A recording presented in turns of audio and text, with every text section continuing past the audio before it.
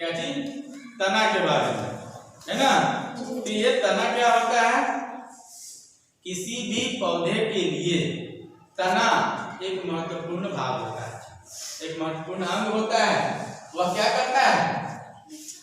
पौधे को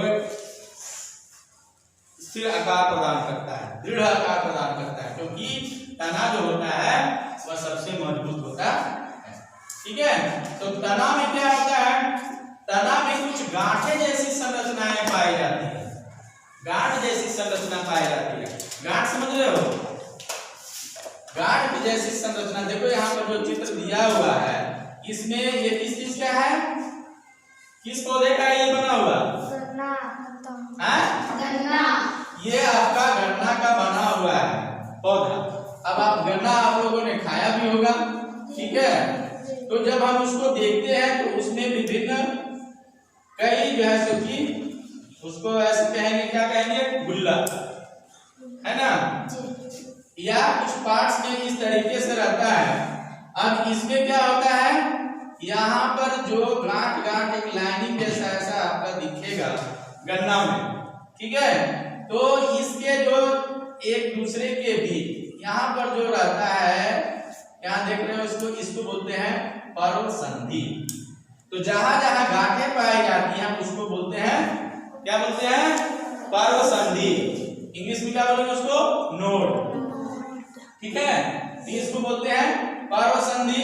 और ये जो दो पर्व संधि, एक पर्व संधि यहाँ हुआ और एक पर्व संधि यहाँ हुआ, ठीक है। तो इन दो पर्व संधियों के बीच में जो दूरी होती है ना, एक तरह से कहेंगे जो उसका गुल्ला होता है, उसका जो आकार जो होता है, जितना जो साइज होता है, उसको हम लोग क्या कहते हैं?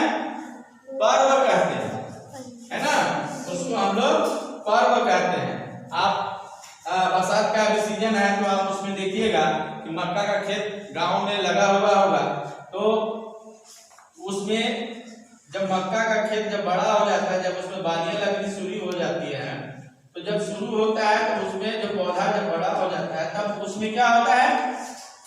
पौधे के बड़े होते हैं तो उसमें नोड्स वहां पर भी पाए जाते हैं, वहां भी संधियां पाई जाती है उसके तना में, ठीक है।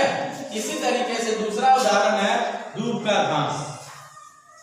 दूब का घास हर कोई जानता है, पूजा पाठ में भी इस्तेमाल किया जाता है। पंडित जी आते हैं तो सबसे पहले बोलते हैं जाइए गौर गणेश लेते आइए, और क्या लेते आइए? दूब का घास भी लेते आइए, है ना, जिसको दुर्वा घास भी कहते हैं, ठीक है।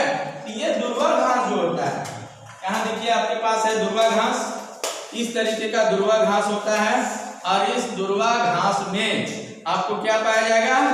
पर्व और पर्व संधियां पाई जाएंगी, ठीक है। तो यहाँ पर देखिए, यहाँ पर जो हम लोग पौधा लाए हैं, इसकी जड़ें जो हैं यहाँ निकल के दिए, ऐसे जमीन के अंदर लगा हुआ था, ठीक है। अब ये जब आगे बढ़ा तो इसकी जो पर्व संधियां थी ये जमीन में गड़ी हुई थी, ठीक है। तो जब ये जमीन में गड़ी हुई थी ये पर्व संधियां, तो क्या हो गया? इसमें जड़ें निकल आई, ठीक है। तो ये जड़ें निकल आई, फिर यह पौधा आगे बढ़ा, दुर्वा घास का आगे बढ़ा, फिर ये पर्व संधियां, यहाँ देखो ये पर्व संधि जो यहाँ पर है दिख रही है ना। तो ये जो गांठ है इसी को हम लोग क्या कहते हैं? पर्व संधि। समझ रहे हो? इसको क्या कहेंगे? पर्व संधि। तो दुर्वा घास में जहां जहां भी ये गांठें पाई जाती हैं इसको हम लोग क्या कहते हैं? पर्व संधि कहते हैं। और इन दो पर्व संधियों के बीच, ठीक है, दो पर्व संधियों के बीच, एक पर्व संधि यहाँ है और एक पर्व संधि यहाँ है, इन दो पर्व संधियों के बीच, ठीक है, इन दो पर्व संधियों के बीच का जो भाग होता है ये देखिए, ठीक है, इसको क्या कहेंगे? क्या कहेंगे? पर्व कहेंगे, ठीक है। तो इस तरीके से हम लोग तना को जो देखे है ना, उस तना में क्या पाया जाएगा? नोड्स पाए जाते हैं। सभी पौधों में नोड्स नहीं पाए जाते हैं, है ना, सभी पौधों में नहीं पाए जाते। कुछ विशेषकर पौधे होते हैं जिनमें नोड्स पाए जाते हैं। और नोड्स का मेन काम क्या हो जाता है? जो पर्व संधि है, नोड्स, इंटरनोड्स जिसको हम लोग बोल रहे हैं, उसका मेन काम क्या होता है? वैसे पौधे खास करके जिनका बीज का निर्माण नहीं हो पाता है, तब उस पौधे के लिए नया पौधा तैयार करने के लिए ये पर्व संधि वाले जो पौधे होते हैं, है ना, ये अपने नए पौधे तैयार कर लेते हैं। इसीलिए क्या किया जाता है? गन्ना जब किसान खेती करता है गन्ना की, तो वह गन्ना का बीज नहीं लगाता है, तो क्या लगाता है? गन्ना को काट करके 1 फीट 2 फीट का जो भी साइज होता है, उसको इस बात का ध्यान रखता है कि उसमें क्या हो? नोड्स हो। नोड्स जहां पर रहेगा वहां पर आंख बोलते हैं, उसमें आंख रहता है बीच में, देखा होगा छोटा सा आंख जैसा। गन्ना का खेत में जब कभी तोड़ने का मौका मिला होगा, तो केतारी को जब देख रहा होगा गन्ना को, तो वहां पर नोड्स पाए जाते हैं। और नोड्स के बगल में, यहाँ देखिए, नोड्स के बगल में ऐसी छोटी छोटी बिंदी की जैसी आंखें पाई जाती है। जब आप काटिएगा और उसको जब लगाइएगा नया पौधा तैयार करने के लिए, तब वो क्या होगा? ये आंखों से अंकुर निकलना प्रारंभ हो जाता है और वो फिर नया पौधा विकसित हो जाता है। तो जो नोड्स होते हैं, है ना, जो पर्व संधियां होती हैं, है ना, इसमें नए पौधे निर्माण करने की क्षमता होती है।